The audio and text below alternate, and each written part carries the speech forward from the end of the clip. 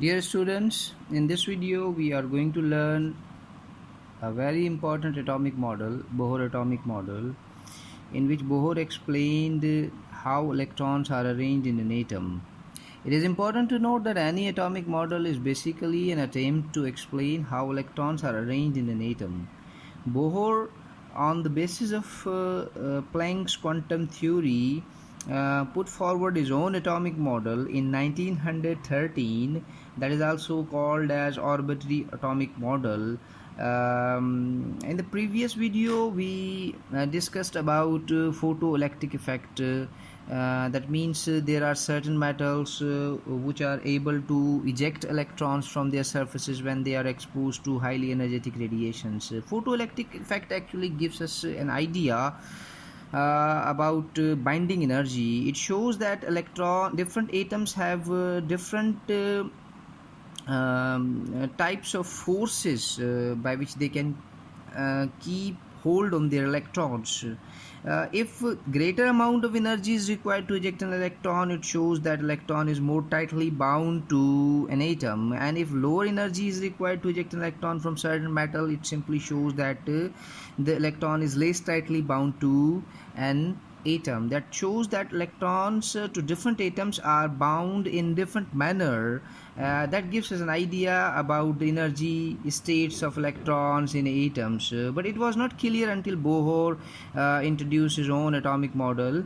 Bohr suggested that an atom such as the simplest atom of hydrogen has one electron in the first orbit in its ground state.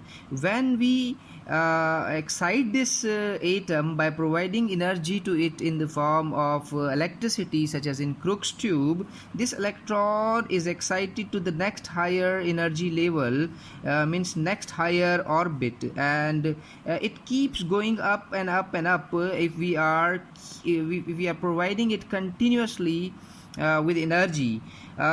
He suggested that two orbits have a certain amount of energy difference, such as these n1 and n2 has the energy E1 and E2, and this will have a difference of energy that will be equal to the energy of a certain photon. This photon has a particular frequency or wavelength. If the energy is equal to the energy of this photon, this electron will get excited. No lower amount of energy will be able to excite this electron, means energy must be equal to h nu.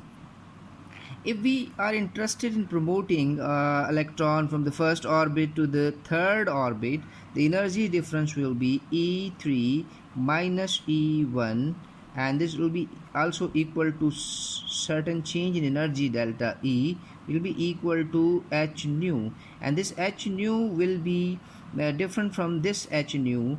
For example, we may consider it h nu 1. The promotion of electron from the first orbit to fourth orbit will need energy difference of 1 E4 minus E1 equal to delta E, and this will be equal to h nu 2. That simply shows that the excitation of electron from the first orbit to next higher orbit will need a certain amount of energy of a photon, or it is important to note that these energies are actually associated with those radiations which are coming out of Crookes tube that is containing hydrogen.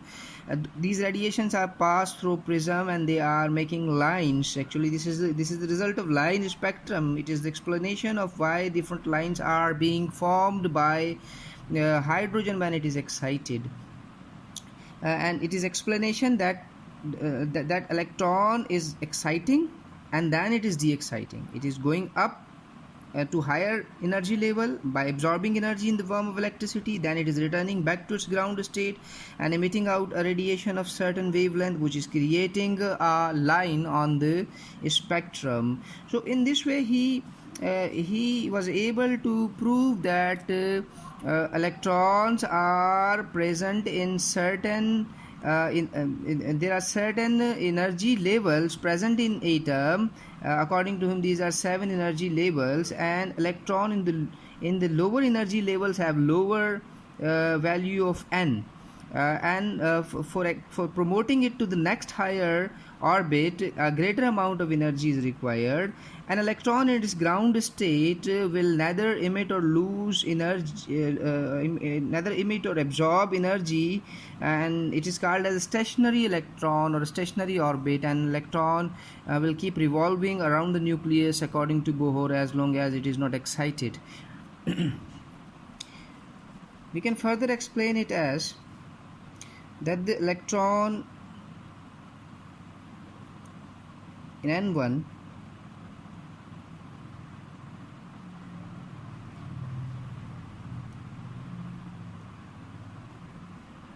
N4 5 6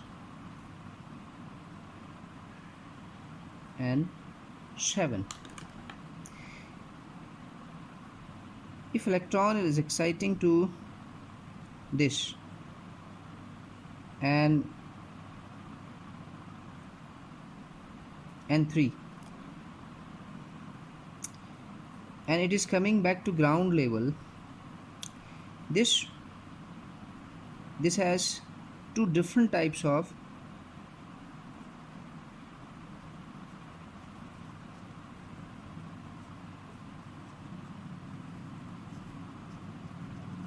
excitations. If electron is returning back from certain high energy levels such as 4 to 1 or 5 to 1, this will have different types of energies. These are two different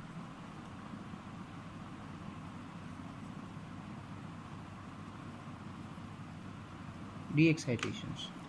This means that promotion of electron to next higher energy level will need a certain amount of energy, and de-excitation of an electron from the excited state will emit out a certain amount of energy, and this simply shows that electrons in atom are quantized and they have certain allowed energy levels, and nothing in between. They have fixed orbits. This is therefore called as the arbitrary atomic model. In the next video we will discuss how the radius of these different orbits can be calculated, and I'll also discuss how the energy of electron, exact amount of energy of electron in different orbits can be calculated, and much more.